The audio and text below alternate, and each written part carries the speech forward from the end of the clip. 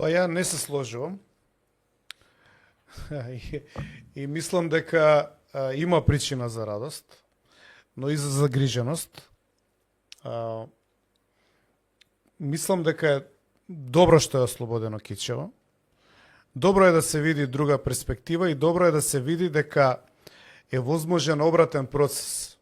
Затоа што широко, значи ја немам, како да ви кажам, задршки и знаете дека не ме интересира како реагира јавноста и публиката, кажувам мои ставови. Може и да не бидат прифатени. Широко расширено мислењето е дека еднаш кога ќе фатат институција или место, дека од таму не ги вадиш. Зборувам за албанците. Ова покажува дека го немаат златниот клjuč за градот. Треба да се направи анализа како е дојдено до овој феномен и тоа ја мислам дека ова е алката што му недостасуваше на Мицко за да се направи ВМРО-вски лидер.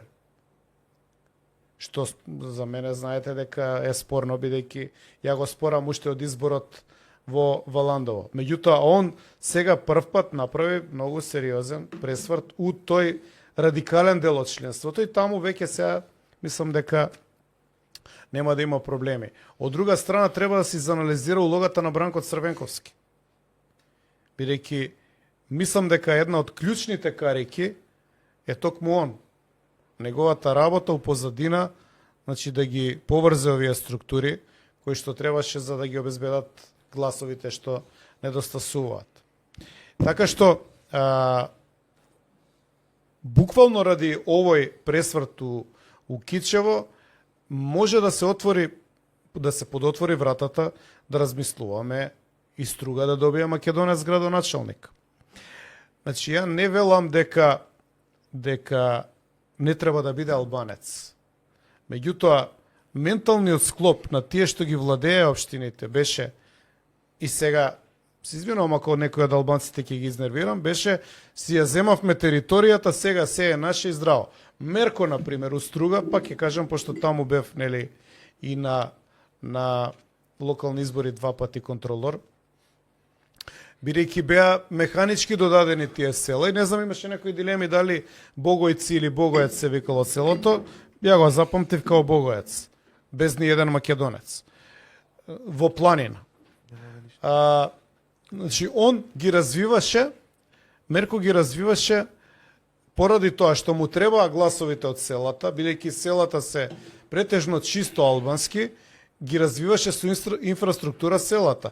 Место да се развива градот како што треба, он си го поврзуваше со точките на општината кои што му треба утре кога ќе брои гласови. Што ја мислам дека е погрешно.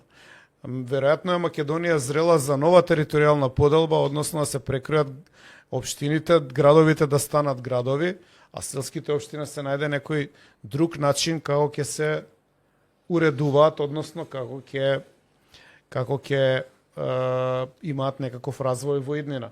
Но тоа ќе биде проблем во Македонија затоа што во дел од општините има 20% права и така натаму. Може би е зрела Македонија за нов устав. Ти зборуваш дека е земја од граѓански тип, меѓутоа не е. У преамбулата е друго дефинирано и тоа што е друго дефинирано го прави проблемот. А може да биде граѓанска кога и албанци, и тогаш нема да го потенцирам македонци и албанци, кога сите тие граѓани на оваа држава ќе дојдат и ќе се заколнат под истото име, под истото знаме и тоа ќе биде доминантно за нив.